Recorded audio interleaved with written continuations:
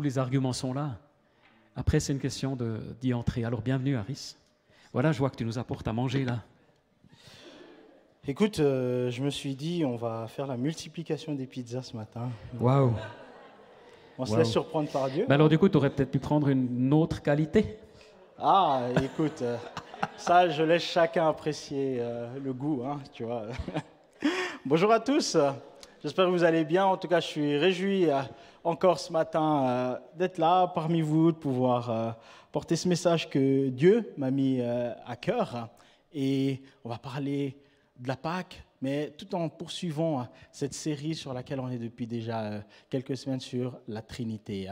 On a intitulé cette série « La Trinité pour les nuls ». Je ne sais pas si vous connaissez un petit peu le livre pour les nuls. En gros, c'est un livre qui vulgarise un petit peu un sujet. Donc, vous pouvez commencer à lire ça si vous êtes, on va dire, novice, débutant, et à la fin du livre, vous êtes un petit peu plus expérimenté. Et l'idée, c'est de vous en apprendre un petit peu plus sur la Trinité, un petit peu plus sur Dieu. Et aujourd'hui, comme on l'a si bien chanté, comme on l'a si bien introduit, aujourd'hui, c'est Pâques. Pâques. Et bien sûr, Pâques, ça n'a pas seulement un rapport avec les petits lapins et puis les chocolats que vous cachez dans le jardin pour que vos enfants puissent les trouver. Non, non, non, non, non. Pâques a quelque chose de bien plus profond que ça, a une dimension bien plus spirituelle que nous devons pleinement comprendre. Et on le voit déjà, c'est une fête juive, Pâques, où ils célébraient ce passage à travers la mer Rouge qui s'ouvre en deux, qui mettait en lumière que l'esclavage était fini en Égypte et maintenant la nouvelle vie commençait avec Dieu comme leur guide, comme leur sauveur. Et nous, en tant que chrétiens, on s'est réapproprié également Pâques pour signifier que oui, la mort n'a plus d'effet sur nous, l'esclavage du péché est derrière nous et nous passons par cette nouvelle naissance, cette nouvelle vie en quête de Jésus-Christ, en quête du salut. C'est ça la véritable signification de Pâques. Et le titre de mon message ce matin, si on peut m'activer le chrono, ça serait top comme ça. Je sais quand m'arrêter. Mais le titre de mon message ce matin, c'est l'expérience de la Trinité. L'expérience de la Trinité. Et on va aborder deux questions ensemble. Et ces deux questions, à mon sens, révèlent pleinement la nécessité de la Trinité. La première question, c'est comment rendre visible un Dieu invisible? Et c'est la question que beaucoup se posent jusqu'à aujourd'hui. Comment est-ce qu'on fait pour rendre visible un Dieu invisible? Et la deuxième question, c'est comment rendre réel un Dieu invisible? Vous allez voir, ces deux questions vont de pair, ils vont ensemble. Première question, comment rendre visible un Dieu invisible?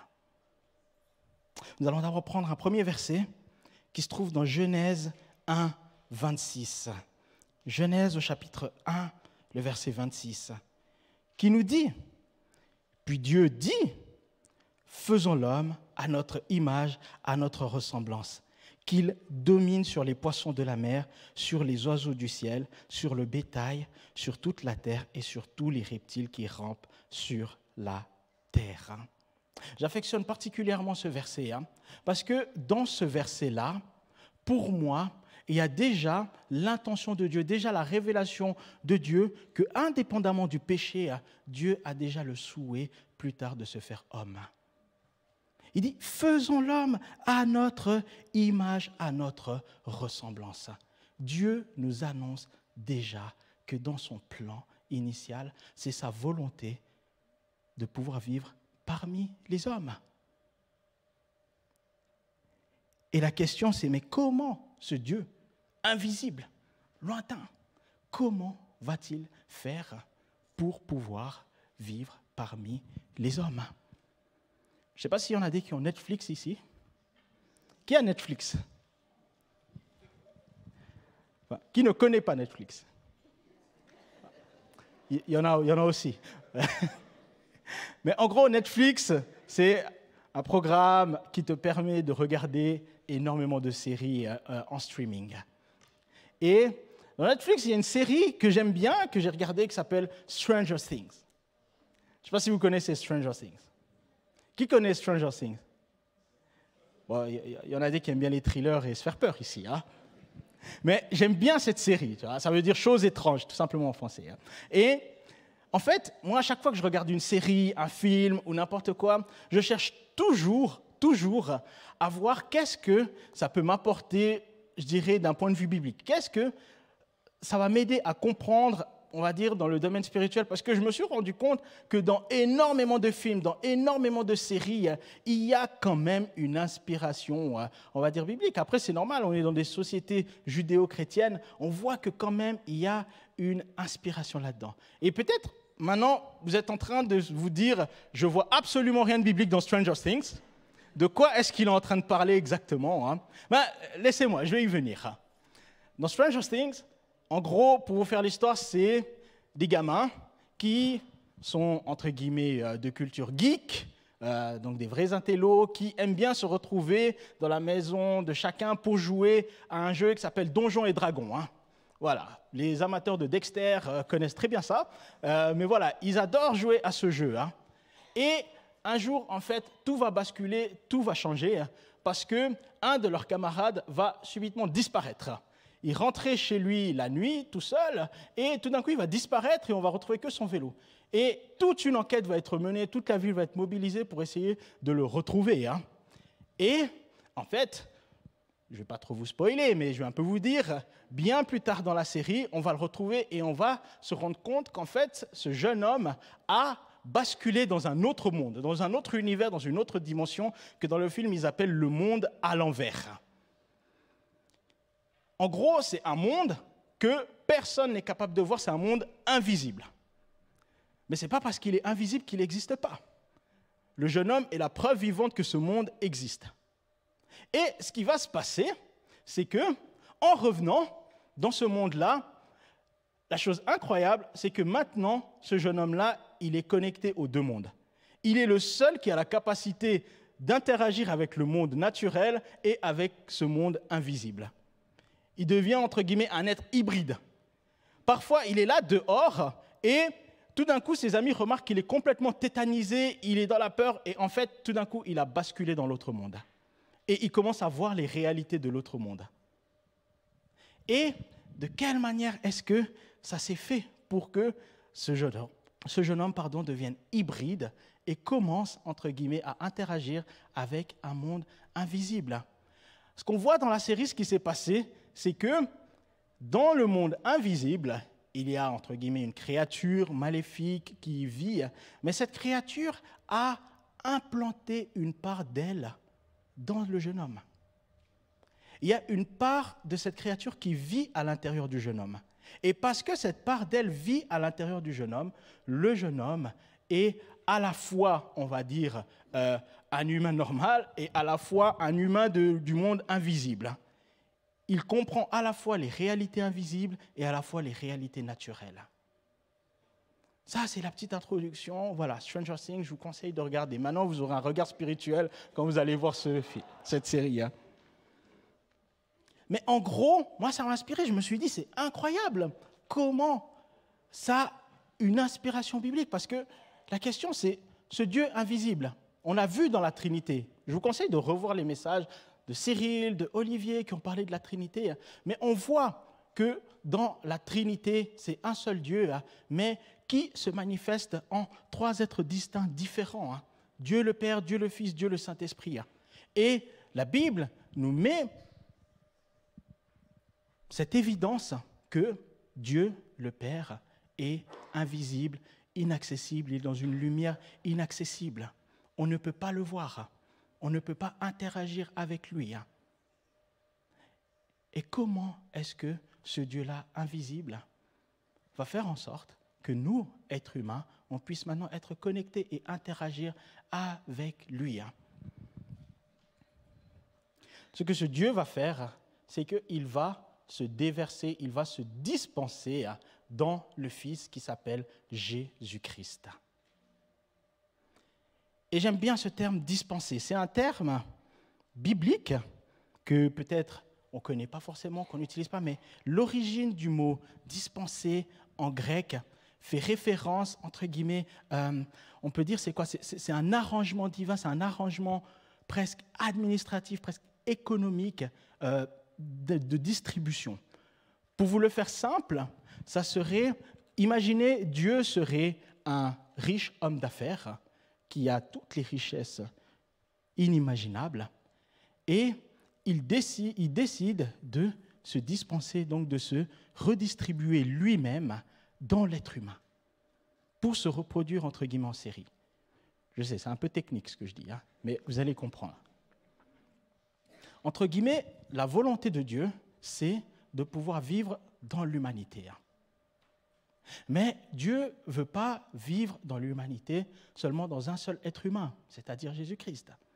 Il veut vivre dans la multitude, dans l'humanité entière, que chaque être humain reflète une part de ce qu'il est dans sa totalité. Et du coup, pour arriver à ça, Dieu va se dispenser, donc Dieu va faire tout un arrangement divin pour rendre cela possible.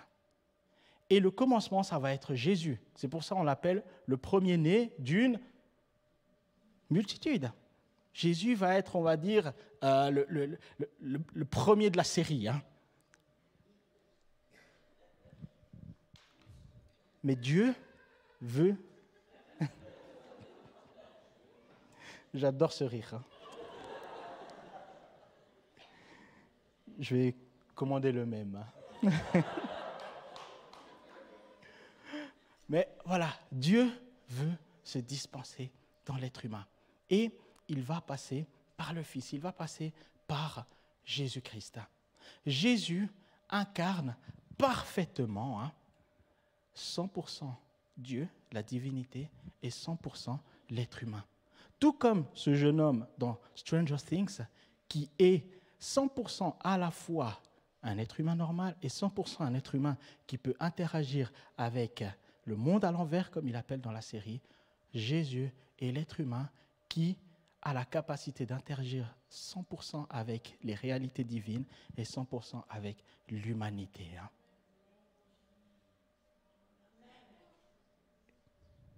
Maintenant, ce Jésus-là amène une expérience encore plus puissante et encore plus forte dans la divinité, dans la Trinité. Ce Dieu qui, entre guillemets, était distant, qui était loin, qu'on ne pouvait pas voir, qu'on ne pouvait pas comprendre, qui était loin. Aujourd'hui, ce Dieu-là est maintenant visible. Ce Dieu qui était invisible, je peux le voir à travers Jésus. Ce Dieu que je ne pouvais pas toucher, je peux le toucher à travers Jésus. Ce Dieu que je ne pouvais peut-être pas entendre, comprendre, je peux l'entendre à travers Jésus-Christ. Ce Dieu invisible, à travers Jésus, devient un Dieu visible, palpable, réceptible. Et ce Dieu comprend à la fois mon humanité et saisit à la fois la divinité de Dieu. Mais Dieu ne veut pas se limiter simplement à là. Et Jésus va le dire, on va voir ça dans Jean 14, 9. Il y a les disciples qui lui parlent et un des disciples qui s'appelle Philippe lui dit « Mais montre-nous le Père ». Et parfois on ne saisit pas des fois ce que Jésus dit. Jésus va dire « Mais il y a si longtemps que je suis avec vous et tu ne me connais pas, Philippe. Celui qui m'a vu a vu le Père. Comment peux-tu dire « Montre-nous le Père » Il va dire « Philippe, tu es en train de me demander de te montrer ce Père invisible, ce Dieu que vous ne saisissiez pas, que vous ne compreniez pas. Mais tu as loupé quelque chose, Philippe. Tu n'as pas encore réalisé que ce Dieu-là s'est incarné en moi. Et maintenant, ce Dieu-là que tu ne pouvais pas voir, quand tu me vois, tu vois le Père. Tu vois Dieu. Quand tu me touches, tu touches Dieu. Quand je te touche, c'est Dieu qui te touche. Aujourd'hui, maintenant, tu peux saisir ce Dieu. Et c'est pour ça que Jésus va être et est le personnage central de la Bible. Et on va voir si vous lisez les Écritures, vous allez voir combien pratiquement tout rapporte à Jésus-Christ. Mais comme j'ai dit, Dieu, son plan n'est pas seulement de se manifester en Jésus. Son plan, c'est de se manifester dans l'humanité tout entière. C'est qu'à travers moi, à travers toi, que tu puisses expérimenter de la même nature que Jésus a expérimenté Dieu. Que tu puisses vivre à la fois dans une réalité humaine en tant qu'être humain. Enfin, dans une réalité humaine en tant qu'être spirituel. C'est le plan initial. Et maintenant, mais comment est-ce que Dieu va y arriver, hein? La chose, c'est que on est bien d'accord. On a l'habitude de dire, voilà, Jésus vit en nous, Christ vit en nous, Christ est en moi, etc. Mais la question, c'est de quelle manière est-ce que Christ vit en moi? Parce que ce Jésus, être humain, il n'est pas venu un moment pendant que je dormais et il est rentré en moi. De quelle manière est-ce que Jésus vit en moi? De quelle manière est-ce que Dieu distribue, se dispense lui-même en nous? Par l'Esprit. Dieu se manifeste et se dispense en nous par l'Esprit. Revenons au tout début. Dieu dit, faisons l'homme à notre image, à notre ressemblance. L'image de Dieu, pour l'instant, on ne la connaît pas. Elle est invisible. Le Père est inaccessible.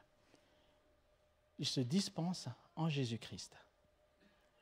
Mais peut-être l'étape qu'on a manquée, c'est de quelle manière il s'est dispensé en Jésus-Christ. Quelle est la nature de Dieu qui est en Jésus-Christ? Je vous ai dit, imaginez Dieu est un homme d'affaires très riche, qui veut distribuer, entre guillemets, tout son capital. Là, à la fois, Dieu serait l'homme d'affaires, le capital et la richesse. Mais quelle est la richesse que Dieu veut distribuer en l'homme? Jésus va nous donner la réponse déjà de la nature de Dieu. Il va nous dire, Dieu est esprit. Ceux qui le cherchent doivent le chercher en esprit et en vérité. Il faut retenir cet élément. Dieu est esprit. C'est-à-dire ce que Dieu, vu que Dieu se dispense lui-même, ce qu'il va distribuer en nous, c'est esprit. Dieu est esprit. La totalité de ce qu'il veut nous donner, c'est lui-même, et lui-même est esprit. Dieu va venir vivre en nous à travers l'esprit. Et maintenant, la Bible va nous dire dans Jean 16, 13, « Quand le défenseur sera venu, l'esprit de la vérité, il vous conduira dans toute la vérité, car il ne parlera pas de lui-même, mais il dira tout ce qu'il aura entendu et vous annoncera les choses à venir. »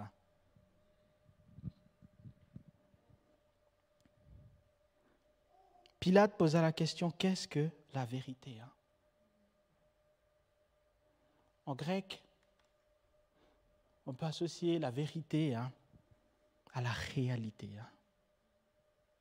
En gros, ce que la Bible est en train de nous dire, c'est quand l'Esprit sera en vous, il vous conduira dans toute la réalité. Cette réalité qui vous était inaccessible, qui vous aviez l'impression était accessible qu'à Jésus, maintenant cette réalité vous est accessible à vous aussi. Et vous pouvez maintenant vivre la réalité divine, céleste du royaume de Dieu. Quand l'Esprit sera en vous, l'Esprit de vérité, l'Esprit de réalité, toute la réalité divine sera votre partage. Amen.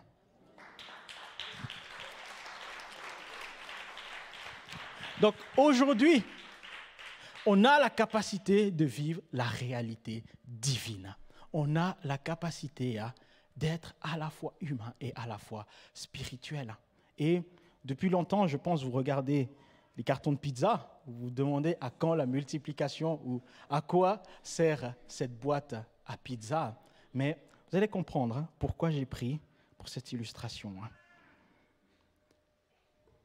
Rappelez-vous des questions. Comment rendre visible un Dieu invisible. On y a répondu à travers Jésus-Christ. Mais maintenant, comment rendre réel un Dieu invisible? Parce qu'aujourd'hui, Jésus n'est plus sur la terre. Aujourd'hui, Jésus est auprès du Père. Et aujourd'hui, l'humanité crie et demande, mais est-ce que ton Dieu existe? Est-ce que ton Dieu est réel? Mais la question, c'est comment est-ce que je fais pour rendre réel ce Dieu, entre guillemets, que les gens ne peuvent pas voir? Premier élément qu'il faut comprendre. Vous voyez cette boîte, ce carton. À votre avis, il coûte combien? Juste le carton lui-même. Il coûte quelques centimes et tout. C'est pas très cher. Ou peut-être en Suisse, on va dire, il coûte quelques francs et tout. Mais ce carton, comme ça, en soi, il n'a pas beaucoup de valeur. Imaginez, voilà, le livreur, vous avez commandé chez Domino's, il vient et il vous livre que le carton. Je pense que chacun de vous, vous seriez assez aigri et en colère. Mais imaginez le contraire. Vous commandez une pizza et le livreur arrive sans carton et avec votre pizza dans la main. Il la tient comme ça. Moi, personnellement, je ne mange pas cette pizza. Je pense que vous serez tout autant insatisfait.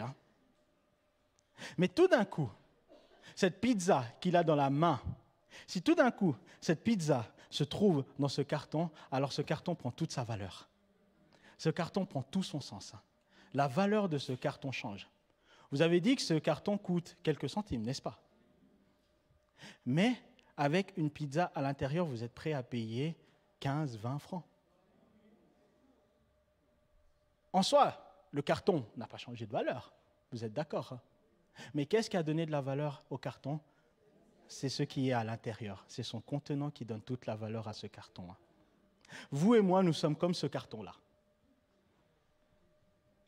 Ce qui nous donne notre valeur, qui représente la pizza, c'est Dieu qui est à l'intérieur de nous.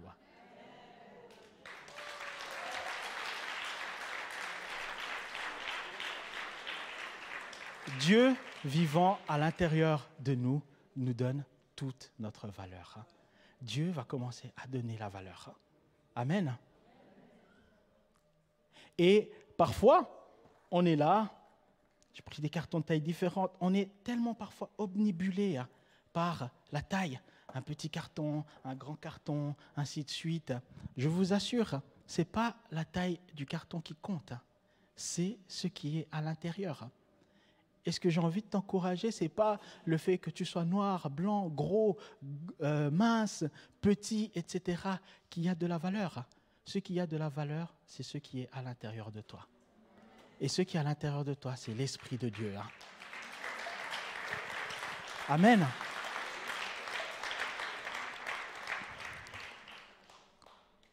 Mais ça n'a toujours pas répondu à la question comment rendre réel un Dieu invisible. Laissez-moi vous illustrer ça. Pour moi, ce qui rend Dieu réel en chacun d'entre nous, c'est l'expérience. Dis à ton voisin, l'expérience.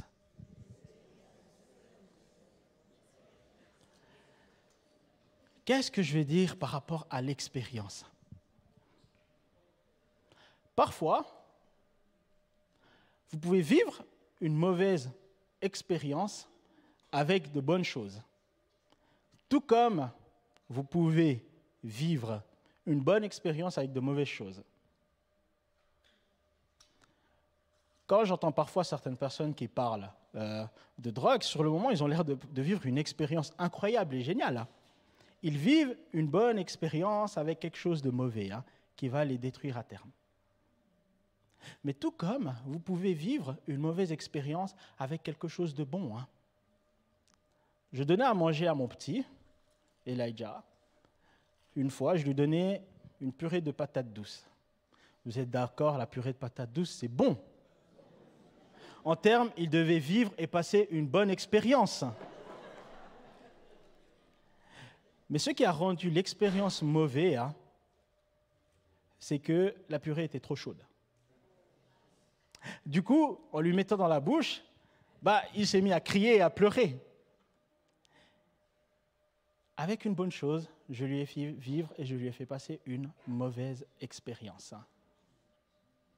Pourtant, la chose, elle est bonne, n'est-ce pas? Et je pense que beaucoup de gens, dans la vie, malheureusement, ont vécu une mauvaise expérience avec Dieu alors que Dieu est bon. En soi, la purée, elle n'était pas mauvaise.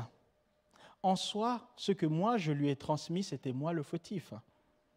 J'aurais dû vérifier, j'aurais dû, en fait, avoir une meilleure transmission pour améliorer l'expérience de Elijah, n'est-ce pas? Et parfois, peut-être, des hommes, des femmes qui devaient vous transmettre Dieu, devaient vous transmettre les réalités spirituelles, ont peut-être mal fait. Et peut-être ça vous a blessé, mais ce que j'aimerais vous dire ce matin, c'est que Dieu demeure bon. Dieu demeure bon. Et cette expérience ne doit pas vous décourager à continuer à chercher Dieu. L'expérience, c'est que chacun d'entre nous, à un moment donné, on va rendre Dieu réel à travers notre témoignage, notre parcours, notre expérience de Dieu. C'est ce que souvent chez les chrétiens on appelle le témoignage. Votre témoignage, vous ne devez pas le négliger. Votre témoignage met en lumière votre expérience de Dieu. De même que ce jeune homme dans la série Stranger Things, lui, il a juste été un témoin. Il a juste raconté ce qu'il a vu, ce qu'il a entendu, ce qu'il a expérimenté. En tant que chrétien, on est appelé à transmettre et à raconter ce que nous avons vu, entendu. Et ainsi, aux yeux des gens, nous rendons visible l'expérience divine. On rend visible l'expérience divine.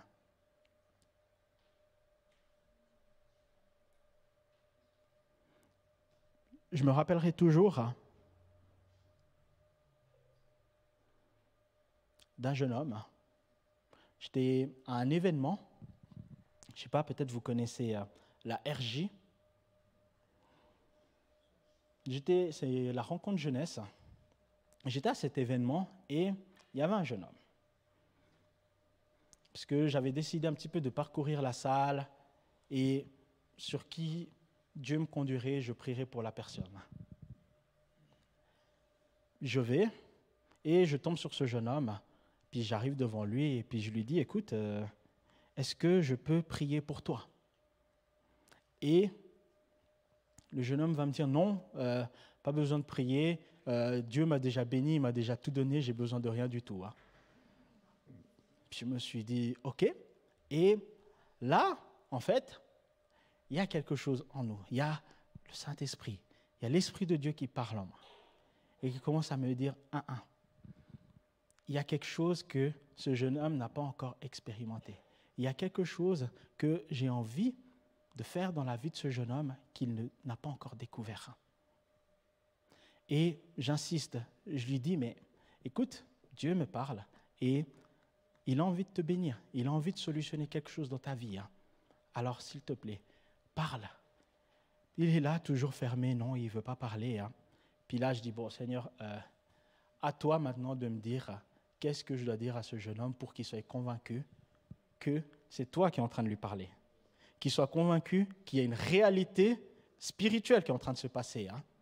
Ce Dieu dont je lui parle, qui lui paraît invisible, qui lui paraît loin, dont il n'a pas besoin, comment maintenant je peux le rendre réel et manifester cette réalité. Et là, Dieu va me parler et il va me dire, écoute, il y a un problème dans la famille de ce jeune homme. Et je veux le régler à travers la prière maintenant. Puis là, j'arrive devant le jeune homme et puis je lui dis, écoute, Dieu m'a parlé. Ce que je sens pour toi, c'est tu traverses des problèmes familiaux. Et là, en fait, je lui détaille les problèmes et tout d'un coup, je vois le visage du jeune homme qui change. comme il se décompose, il se met à genoux et il commence à pleurer. Hein. Et là, il m'étale toute sa vie, tous les problèmes, tout ce qu'il est en train de traverser au niveau de sa famille. Hein.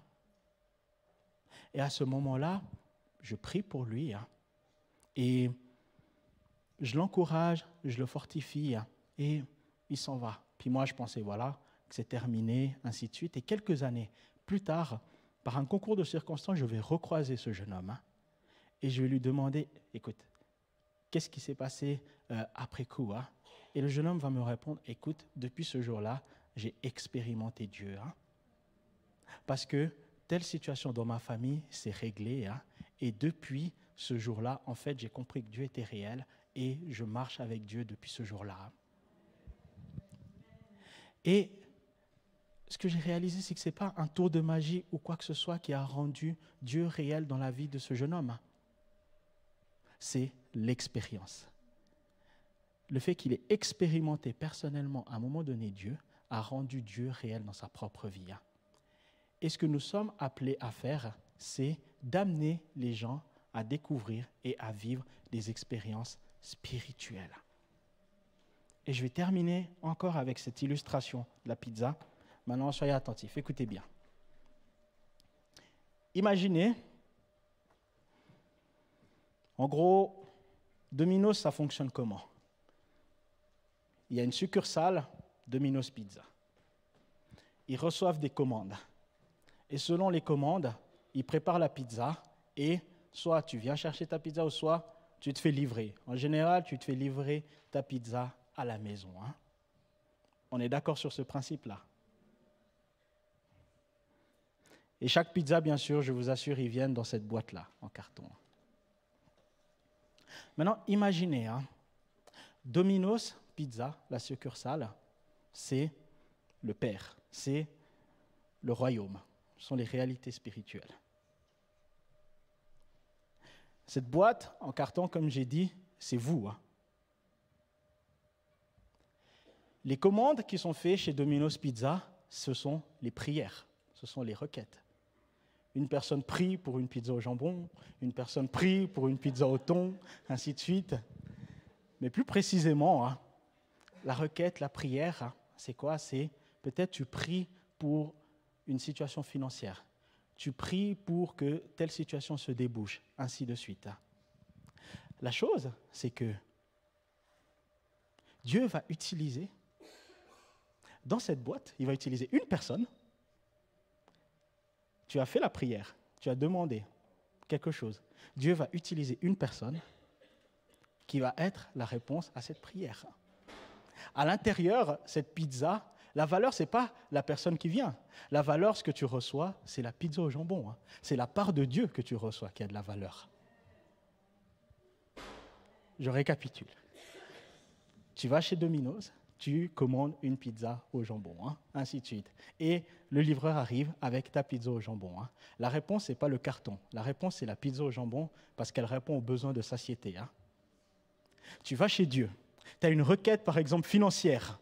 Tu as un besoin financier. Tu as un besoin dans ton mariage. Tu as un besoin dans une situation. Hein. Tu fais la prière auprès du Père, auprès de Dieu. Hein. Et Dieu va mettre à l'intérieur la réponse. Hein. Il y a une personne qui a la réponse. Dieu va utiliser quelqu'un. Et quand cette personne va arriver et te livrer cette prière au jambon, tu vas recevoir, non pas, tu ne vas pas donner de la valeur à la personne au carton, tu vas donner la valeur à la réponse divine qui a été manifestée à travers ce carton-là.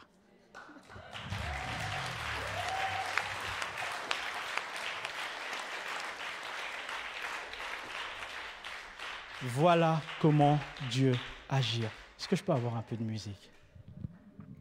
Je vous invite à vous lever. Hein?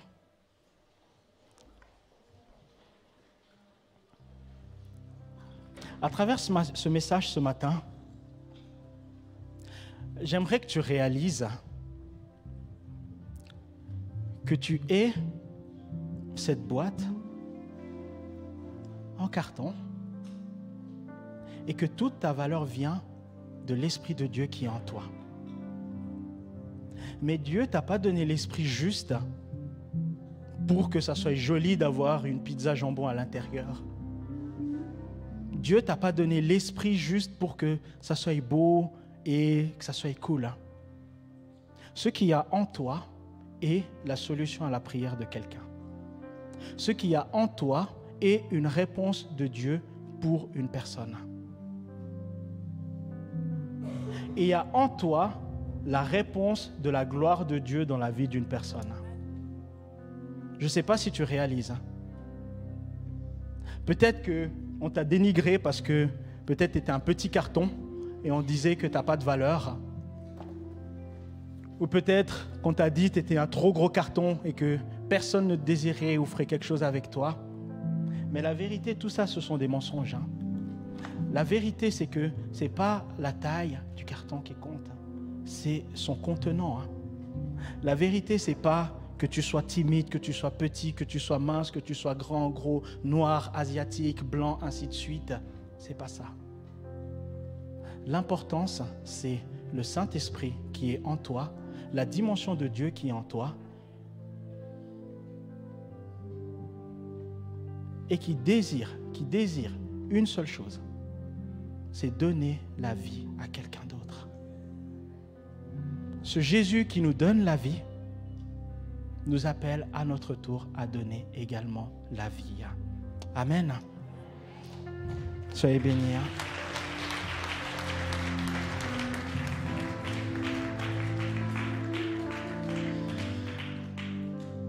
Et si quelqu'un est là ce matin que tu as besoin de rencontrer le Seigneur en passant par Jésus, comme on l'a entendu, et si tu es là ce matin que tu ne connais pas encore le Père personnellement, ce Dieu du ciel personnellement, et que tu as besoin de Jésus qui se révèle à toi, invite Jésus à venir dans ta vie.